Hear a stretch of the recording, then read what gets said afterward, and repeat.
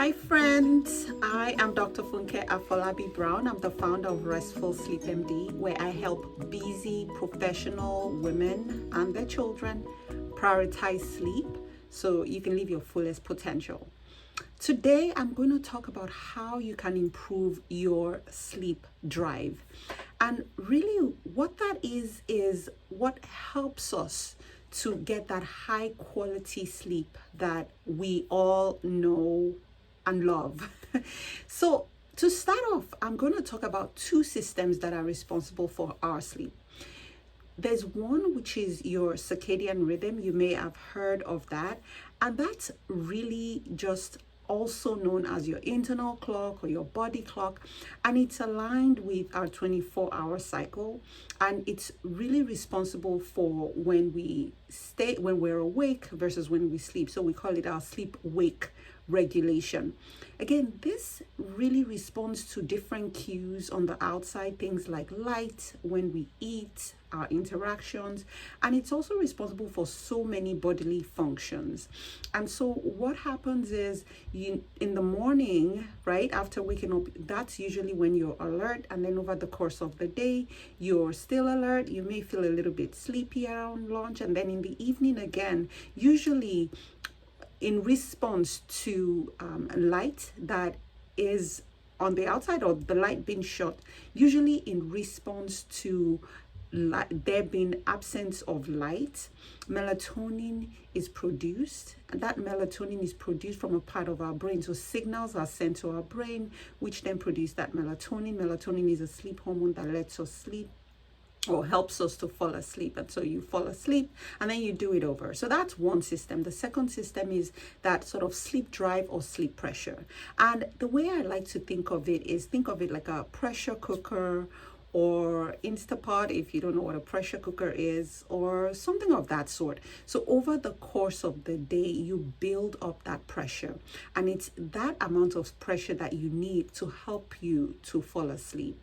So for example, in the morning, you're not so sleepy because you just woke up. So think of it as you've not accrued much pressure or sleep debt. And then over the course of the day, that pressure builds up and up and up until nighttime, when you're sleepy and your sleep pressure is high, and then you'll be able to fall asleep.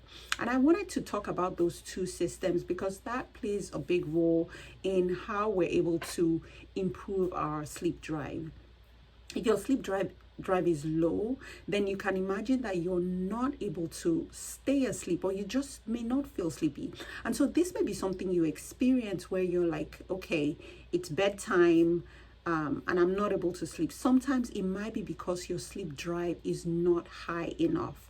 And so what are some things that can affect our sleep drive, or that can decrease our sleep drive?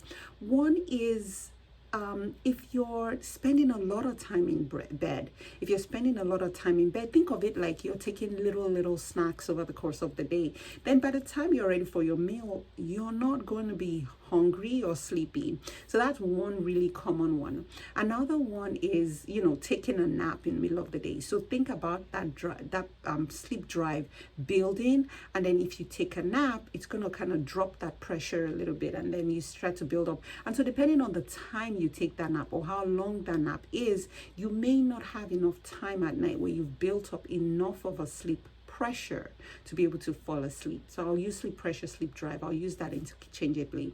And there's some other things like caffeine and things like that, which may impact our sleep drive, as well as lack of exercise. That's really something that impacts our sleep drive significantly.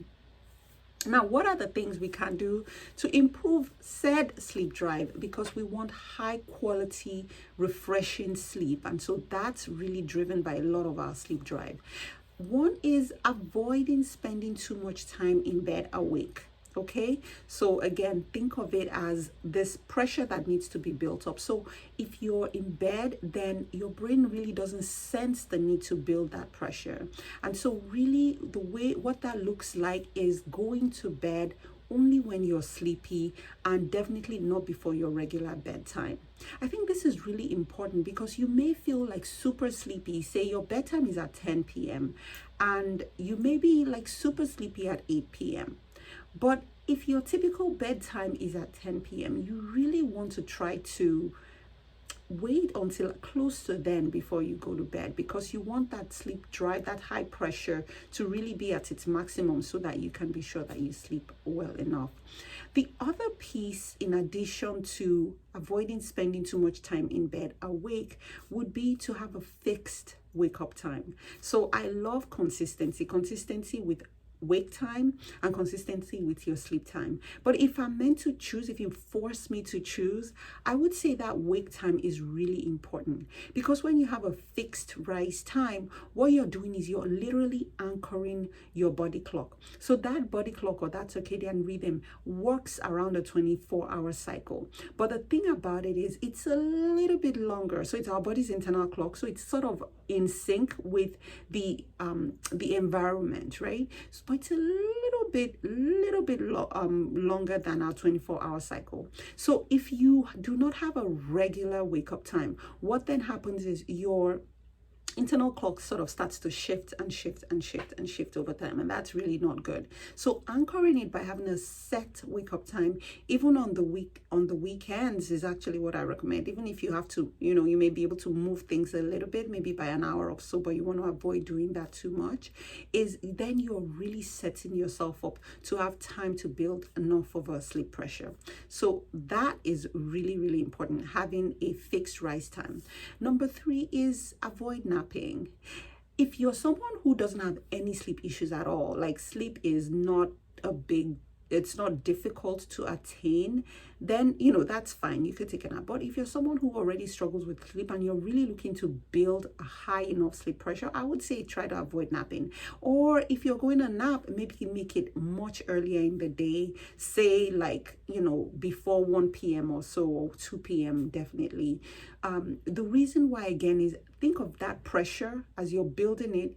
If you take a nap, you're releasing that pressure. It's like releasing that, having that pop-up valve that you release earlier than you need to. So avoid taking a nap so that you can build enough of a sleep pressure for your sleep. Another analogy I like to use is, think of it like having dessert before dinner. Desserts are good. Oh my God, I love naps. But if you're taking your nap at the wrong time, then you're not going to be hungry enough to have the meal, which is your sleep. So I hope you love that. I'm a bit of a foodie, so I hope you get my analogy.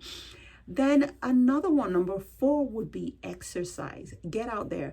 I love to incorporate exercise just as part of our fitness routine overall, because it's good for your mood, it's good for your heart health, it's good for your bones and things like that. So it actually is good for your sleep, and so much research has been done which shows that when you exercise, it actually increases your sleep pressure and it improves the quality of your sleep. It improves the time it takes for you to fall asleep, and it improves the number of awakenings that you might have at night. So definitely exercise, one, because it's good for your health, and then definitely because it's good for your sleep. I love to suggest that you should exercise in the morning, because guess what? When you exercise in the morning, you're getting outside and you're exposing yourself to light, which is really important for our body clocks as well. So it's like 2 for the price of 1. And it doesn't have to be, whatever works for you. If it's a walk, if it's a jog, if it's the gym, whatever it is, just get out there and get that exercise in. And then number 5, which is not the least, is eliminate caffeine as much as possible. You want to decrease the amount of caffeine intake that you take before bedtime. So caffeine is a stimulant, and what it does is it blocks a substance in our brain called adenosine, and that adenosine, interestingly enough, is a chemical that's responsible for that sleep pressure. So that adenosine is actually what builds up over the course of the day. So when you take caffeine, it blocks that adenosine, giving a sense that you're actually not sleepy. And so it robs off, if we take caffeine close to bedtime, it robs us of high quality sleep. Some people usually say, oh, well, whatever, I'm used to caffeine, it doesn't affect me. But we can actually look at this in a test that we call a sleep study, where we're looking at your different brain waves, and you can see that there are some changes in the quality of deep sleep that you get when you take a lot of caffeine. Caffeine has a half-life of about 4 to 6 hours. So if you're going to drink caffeine, I would say have it in the morning, have it much earlier in the day, so that by bedtime, it's already out of your system and you're able to sleep well. So I hope this has been helpful. We've talked about several things that can affect our sleep drive or our sleep pressure. One is avoiding staying in bed when we're not sleepy, going to bed only when we're sleepy, having a fixed wake up time, avoiding naps as much as possible, unless, of course, if you're going to be engaging in the use of heavy machinery, for instance, or driving and you're really sleepy, please take a nap. We need you to be safe. Exercise and exposure to bright light, as well as eliminating coffee close to bedtime. So if this has been helpful, I would love it if you like this video, if you share it, and you subscribe to my channel. So that way you are the first to know when new content comes up. And I do help busy professional moms like yourself sleep better. I help improve their sleep quality, improve their sleep quantity, so they can live their lives of their dreams, like literally and figuratively. And I would love to help you. The way you could contact me is through the link in the show notes. Get on my website, send me an email, and let's talk. Until next time, I hope you rest well.